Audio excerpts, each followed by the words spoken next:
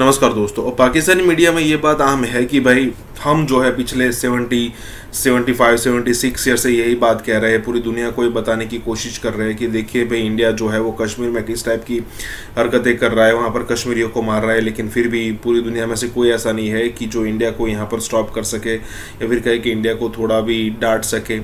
लेकिन सिचुएशन बिल्कुल उल्टी है।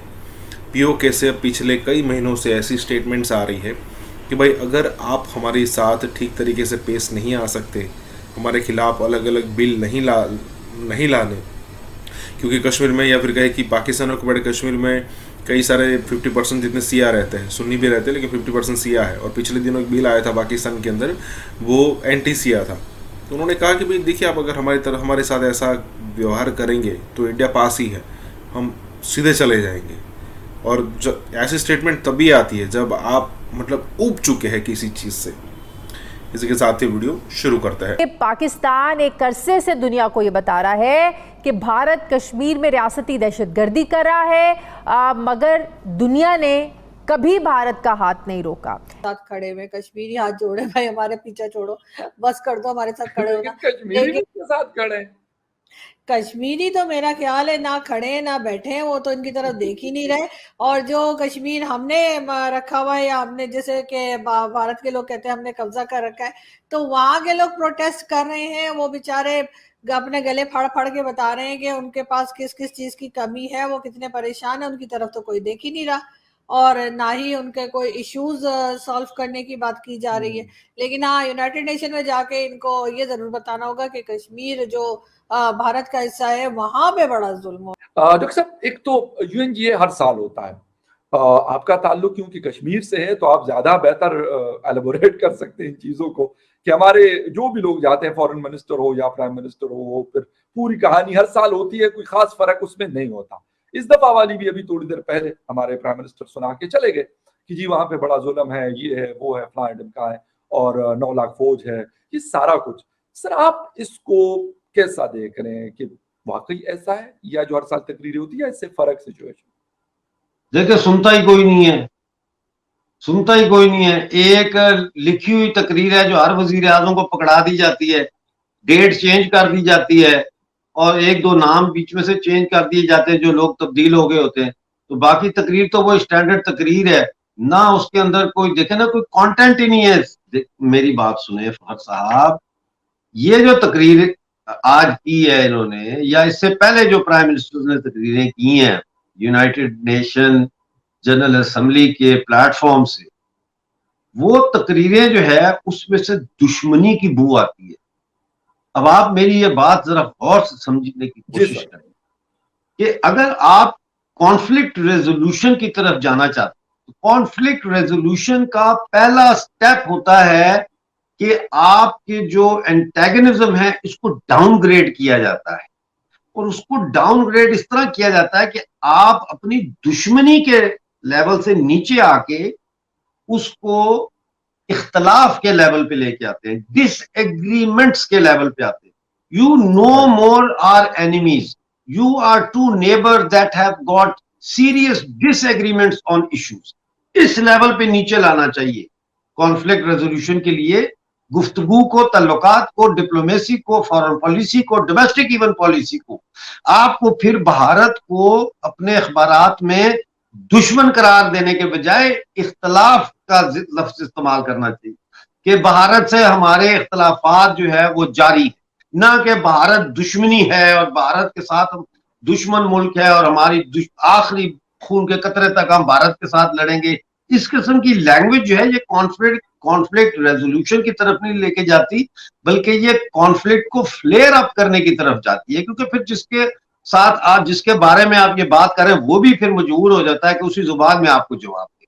तो पहले तो ये है कि इसको डाउनग्रेड करना इस वक्त बहुत जरूरी है। मैं आपको बताऊं जो इस वक्त रीजनल हालात चल रहे हैं, जो आलमी हालात चल रहे हैं, उनमें इस खित्ते के अंदर जो हमारा खित्ता है, इंडिया, पाकिस्तान, चाइना, अफगानिस्तान, बांग्लादेश, श्रीलंका और ईरान, इस खित्ते में कॉन्फ्लिक्ट बहुत फेंस पे खड़े हैं, किसी वक्त भी उधर या इधर हो सकते हैं। इसलिए यहाँ पे दुश्मनी को अब इख्तलाफ के लेवल पर डाउनग्रेड करना चाहिए। दिल के अंदर इतना डर क्यों है? वो बेचारे टोटल माइनॉरिटीज को मिला के हार्डली शायद 2% बनते हैं, हम 98% हैं, लेकिन फिर भी हम कहते हैं हमारे ईमानों को भी खतरा, हमारी मसाजिद को भी खतरा, नहीं, आप डरते क्यों हैं? को भी खतरा।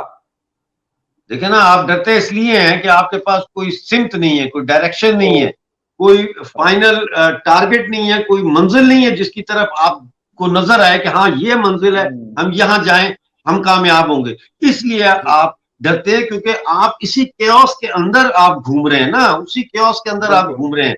नवाज शरीफ है, पीपल पार्टी है, वो आप देखें कि आज मुनज़्ज़ा हसन जो है वो पीटीआई की founder member, MNA founder member, 97 में वो इमरान खान की पार्टी की, इमरान खान की कॉन्स्टिट्यूंसी में उसकी पोलिंग एजेंट थी। आज वो कहती है 9 मई का वाकये की मैं कंडेम करती हूँ और मैं वापस पाकिस्तान आ रही हूँ और मैं तहरीक-ए-इस्तेहकाम पार्टी में शामिल हो गई हूँ।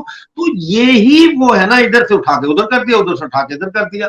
अब देखें, फिर कहते हैं जी चाइना की मिसाल देता हूं या रूस की मिसाल देता हूं। चाइना में मौजे-तुंग ने अपने अवाम को कैसे कैच किया, एक विजन दिया उसने कि हम ये इकोनॉमिक सिस्टम लेके आएंगे, हम क्लास सिस्टम खत्म करेंगे, फ्यूडलिज्म को खत्म करेंगे, यहां से 8 मुल्कों की जो हमारी फौजें बैठी हुई हैं मुल्क में, इनको निकालेंगे। मतलब उसने एक विजन दिया ना। आपका कौन सा सियासी पार्टी है जो कहती है हम इक्तदार में आके जागीरदारी खत्म करेंगे? भुट्टो के बाद, जब पीपल पर 1968 से 71 के बाद, बांग्लादेश के बन जाने के बाद, किसी सियासी पार्टी ने अपने सियासी प्रोग्राम में जागीरदारी निजाम खत्म करने का जो है वो मैनिफेस्टो में उसको शामिल नहीं किया।